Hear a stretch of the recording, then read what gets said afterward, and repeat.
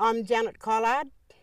I was born in Noangrup in 1934, and we came to Beverley in the same year, and we used to travel around to all these fellas here. They were our people. There is no place that we haven't been to, you know, with a horse and cart, walk with your bundle on your back, and used to walk to see one another and mix with one another. The caring for country is to look after the land, and we have to look after it. Well, not to knock trees down, not to, you know, cut trees down where you're camping. Always keep it nice. When you leave, you pick up your rubbish and stand your sticks up against a forky tree. And then you do the same as you go on. You know, Noongar always looked after Mother Earth because Mother Earth is good to us. So we have to look after it. Look, maybe it was only a little bit of salt in a long time ago, but now it seems to have spread more and more, and it's not good. What have the farmers did to the land? I think there's too much spray, poison, you know, super. Like the rain, when it rains, it washes it all off into the water, and from there it goes down to Perth. And also there was a lot of fish dying down there. Well, it could be all that poison. Well, I heard a lot of Waglers say, white people say, that you always dig a big trench. You dig a big trench and have little waterways. And you know what escapes? And for if there's any animals that goes into the, fall in, that they got some way to crawl out. I was talking to a white man once, and he said they did that up in Bruce Rock, and they said they was able to crop it again. But I think we need to get there and plant more trees, black boys or grass trees, and see how it goes from there. Balga, or we always used to call it black boy because it doesn't, but it's a black boy is fire. You've got the where you cut it and you make your fire. The rushes is good for your camp. You can make a good camp out of black boy rushes. And if you're out in the bush and if you're lost, you want to feed, you go down in the middle of the black boy with the rushes, and you get the real little tender ones, the little new shoots, and you can break it and you can eat it. So it's something that you can do if you want to feed. But the black boy itself, you can cut it and make a fire. There's a lot of gas in there. It's very, very good. I don't think it's right, if you dam the waterways, because there's no water running along the river or the creeks. That's where it gets salty. Just dry up and just turn into salt. Wagle means water to all our Noongar people. It is a water snake. Long time the old Noongar people were called the walkabout people, because everywhere they went they walked. Then they walked to the other people. Say there were people at the seaside, and the Noongars from the inland, they used to walk half away and meet one another and trade for food or whatever they had. They might have kangaroo skins or kumul skins, and they'd trade them for fish or crabs or whatever they had. Well, I remember myself, everywhere we went, we walked. We walked 20 or 30 miles because we didn't have any other way to go, no horse and cart. We walked to wherever my dad was working. carrying our billy can of water and our mugs dangling on the side. Well, you know, they walk to see their people. Farmers, well, they only got us to do their dirty work, eh? All the big work on the farm, chopping down trees, picking up stones, picking roots, clearing the land. And, well, I can't remember very much money. As long as we got our tea, sugar, flour, baking powder, that sort of thing. Well, we helped, you know, to do this to the land, didn't we? But we didn't know it then. But if it was now, we'd say no.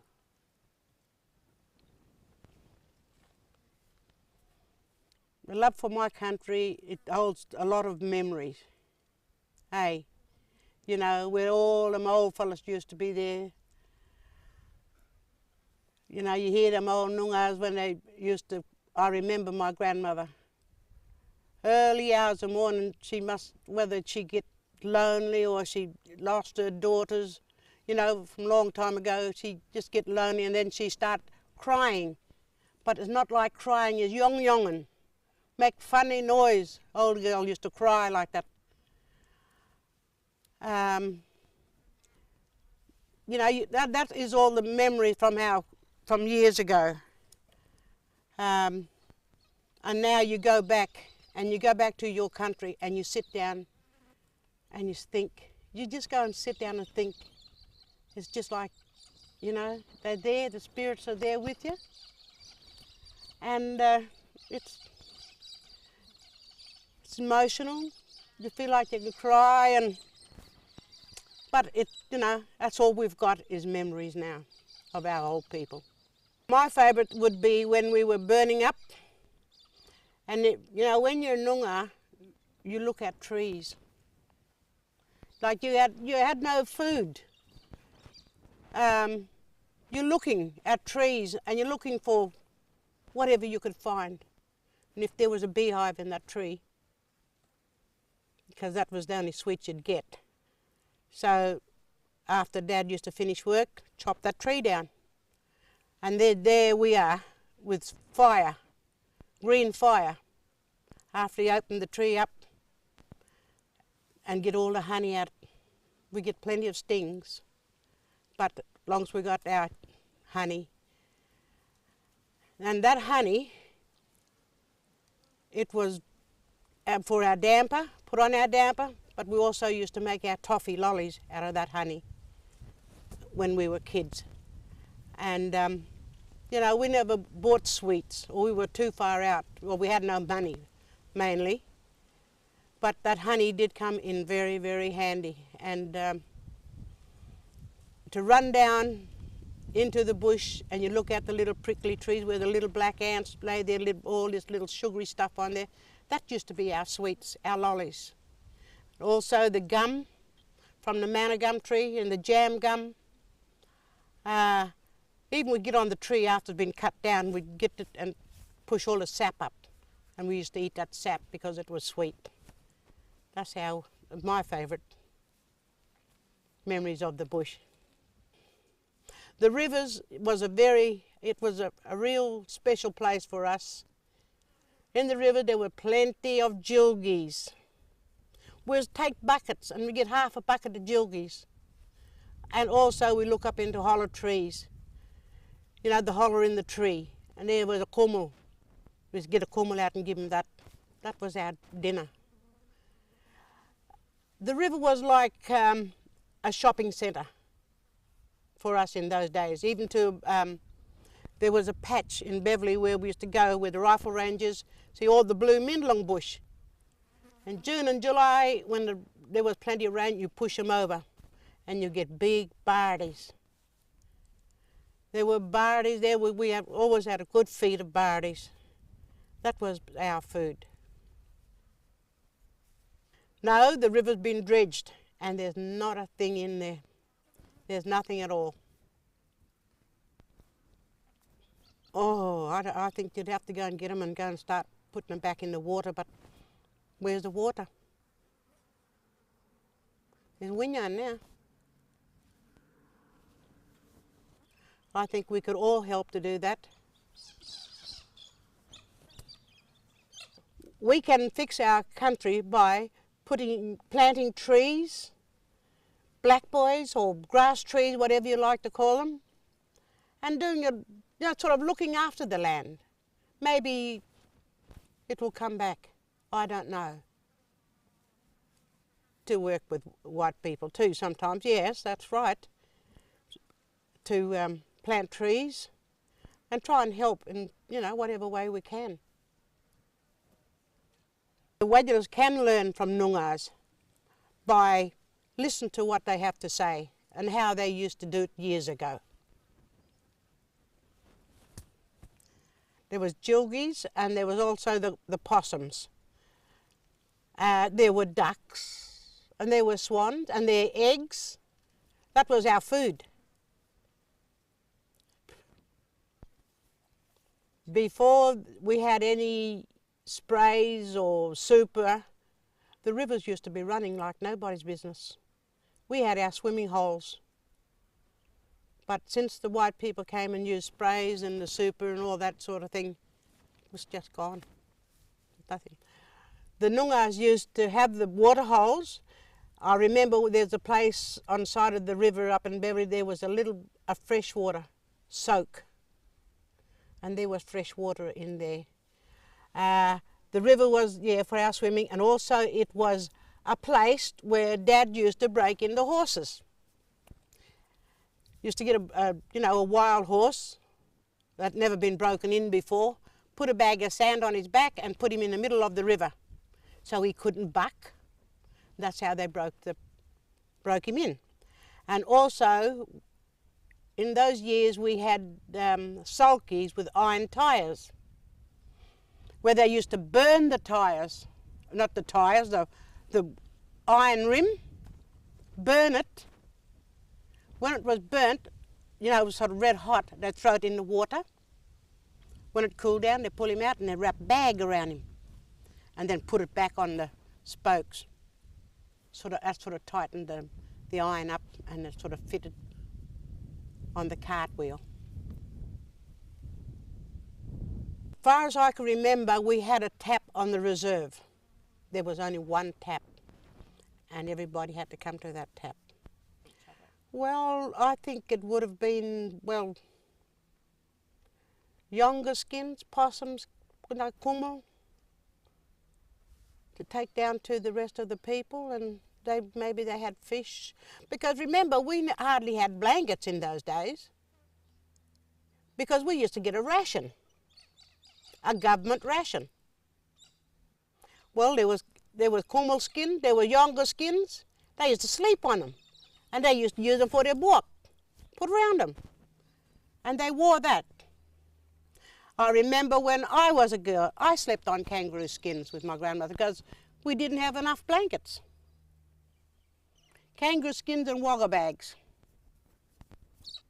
Well, we got pudding, we got berries, quabba nuts, little seeds like berries, wild potatoes, and we still can dig them up now. We can still find them now, round about springtime.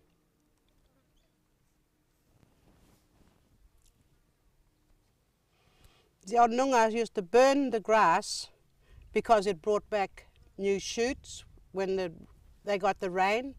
All the new grass and the new bushes or, berries and all that thing had all come up in plentiful.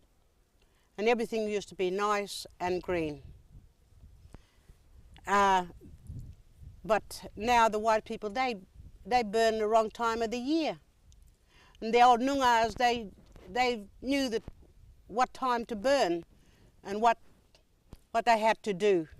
Because the old Noongars got 6 seasons and the white people had only got 4. No, the Noongars ate whatever they could find, but they didn't, knock the trees over because there were always another year or another time or leave some for the rest of the people who's coming through.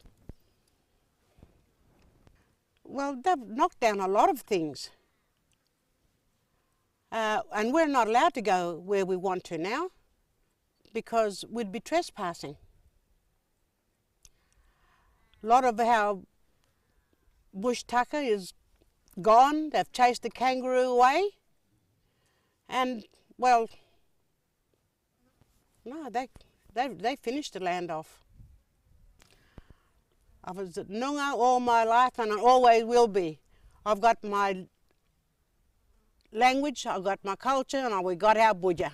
And that's all means a lot to us.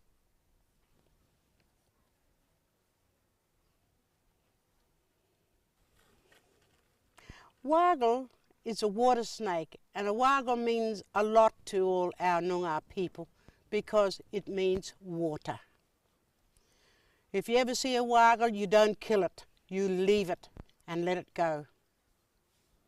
Because the old wagle is he's our water snake. He lives in the water. Yes, he always will live in the water.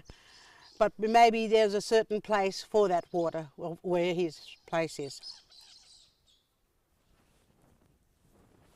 If there's no wagle, you are kept. No kept whatsoever. Yonga is Noongar food, and it always will be. I think the yonga would be because it's just free. You don't know what they're putting into that sheep. There's needles and, well, look, the feed, what they give them. You don't know what's in there. But yonga is right. He just eat the grass. And he's free and he's relaxed. But the poor old sheep, he's got all sorts in him. No, you can't go around, walk like we used to do, because you will be trespassing. And therefore, the farmers don't like that. They think you're coming after their farm or whatever, you know, and they get the police on you. Well, I suppose you can, if you go and ask the farmers to go into their land. Maybe you can go in and get the kangaroo, but not without asking, you know. You know, we used to go hunting whenever we felt like it, but now, nothing. A long time ago, there was a lot of our people used to live here. And they were all happy people in those days. The kids used to play here and, you know, used to have good fun. Used to be school, church, everything here.